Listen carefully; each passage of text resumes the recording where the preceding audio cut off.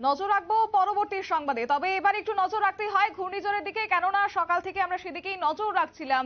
যে ঘূর্ণিঝড় কার্যত গতকাল রাতে শুরু হয়েছিল, তার প্রভাব বিশেষ করে পড়েছে পশ্চিমবঙ্গ এবং যার ল্যান্ডফল হয়েছিল বাংলাদেশের মোংলার খেপুপাড়া। তবে এই মুহূর্তে যে খবর, যে ছবি আপনাদেরকে এক্সক্লুসিভলি দেখাচ্ছি, দীঘার ছবি। দীঘার একেবারেই জলোচ্ছ্বাস লক্ষ্য করা যাচ্ছে এবং সেই জলোচ্ছ্বাসকে কেন্দ্র করে বা জলোচ্ছ্বাস দেখতে যাচ্ছেন একাংশ মানুষ, ভিড় জমাচ্ছেন এই জলোচ্ছ্বাস। দীঘার সমুদ্রের কিছুটা শান্ত হতেই জলোচ্ছ্বাস দেখতে পর্যটকদের ভিড়। প্রশাসনের নির্দেশকে কার্যত এক প্রকার ডোন্ট কেয়ার পর্যটকদের। বিপদ মাথায় নিয়ে আনন্দে রয়েছেন পর্যটকরা, ভিড় জমাচ্ছেন দীঘার সেই সমুদ্র স্রোত দেখতে। দীঘা, মন্দারমণি, পুরী সব জায়গাতেই সমুদ্রে পর্যটকদের নামতে নিষেধ করেছে প্রশাসন, কিন্তু তাকে কেন্দ্র করে, তাকে রীতিমতো তোয়াক্কা না করেই এবার সেই জলোচ্ছ্বাস দেখতে এক প্রকার পর্যটকদের ভিড়। তবে এই নিয়ে বিস্তারিত জেনে নেব, আমাদের সাথে রয়েছে সাংবাদিক রক্তিম সিদ্ধান্ত। কি বলছে শুনবো। রক্তিম বাবু, নিউজ ভ্যানগার্ডের লাইভে আপনাকে স্বাগত। ধন্যবাদ। রক্তিম বাবু, যেমনটা আমরা দেখলাম যে দীঘায় মানুষ ভিড় জমাচ্ছে, যেখানে প্রশাসন এক প্রকার নিষেধাজ্ঞা জারি করছে, সেই জায়গায় পর্যটকরা কিভাবে যাচ্ছে সে যদি একটু বলেন। একেবারে সকাল থেকে বা কাল রাত্রি থেকে যে রেমাল ঘূর্ণিঝড়, সেই ঘূর্ণিঝড়টা হওয়ার পর দীঘার যে সমুদ্র সৈকত, সেই দীঘার সমুদ্র একেবারে উত্তাল ছিল। সকালের পর কিছুটা হলেও সমুদ্রের উত্তাল যে ঢেউ, সেই ঢেউটা কার্যত একটু কমে আসতেই যে সমস্ত পর্যটকরা রয়েছে, সেই পর্যটকরা কার্যত সমুদ্রের সামনে চলে যাচ্ছে এবং সমুদ্রের যে ঢেউ, সেই ঢেউ দেখবার জন্য সেখানে গিয়ে অনেকে রিলস বানাচ্ছে, সেখানে গিয়ে অনেকে সেলফি তুলছে।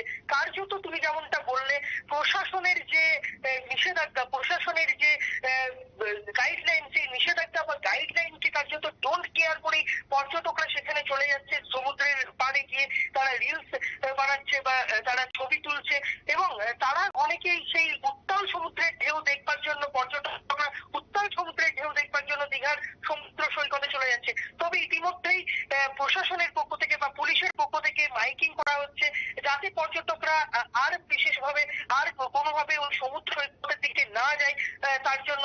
কিন্তু তাতেও কোনো লাভ হচ্ছে না, কারণ যে সমস্ত পর্যটকরা রয়েছে, সেই পর্যটকরা কার্যত প্রশাসনের এই সমস্ত নিষেধাজ্ঞাকে তোয়াক্কা না করেই একেবারে সেখানে গিয়ে তারা হুড়োহুড়ি করছে এবং তারা সেখানে গিয়ে ক্যামেরাবন্দি হওয়ার চেষ্টা করছে।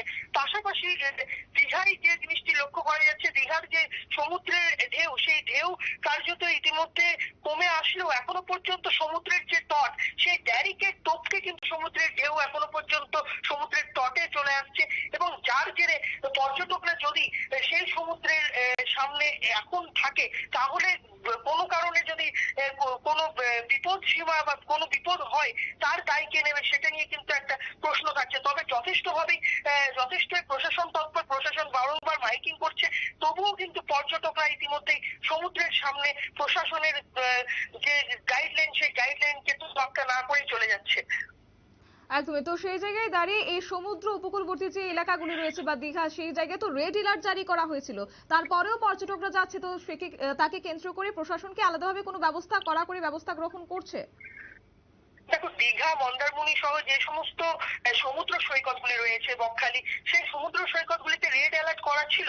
তবে সেই রেড অ্যালার্ট করা থাকলেও যে সমস্ত পর্যটকরা আগে থেকেই সেখানে থেকে গিয়েছিলেন, সেই পর্যটকরা হোটেলের মধ্যেই ছিলেন। সেই পর্যটকরা কার্যত সেই হোটেল থেকে বেরিয়ে এসে এখন সমুদ্র সৈকতের দিকে চলে যাচ্ছে।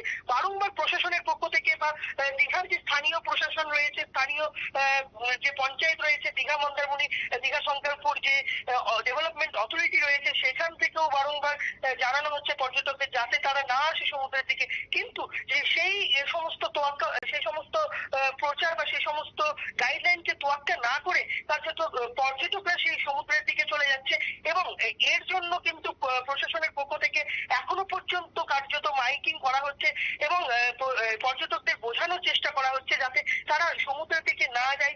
পরিস্থিতি শান্ত হলে যখন আবার প্রশাসনের পক্ষ থেকে নিষেধাজ্ঞা তুলে নেওয়া হবে, তখন তারা যাবেন, এই সমস্ত কিন্তু বোঝানো হচ্ছে। তা সত্ত্বেও কিন্তু এখনো পর্যন্ত পর্যটকরা দীঘার সমুদ্র সৈকতে বা মন্দারমণির সমুদ্র সৈকতে সেখানে কিন্তু ভিড় জমাচ্ছে।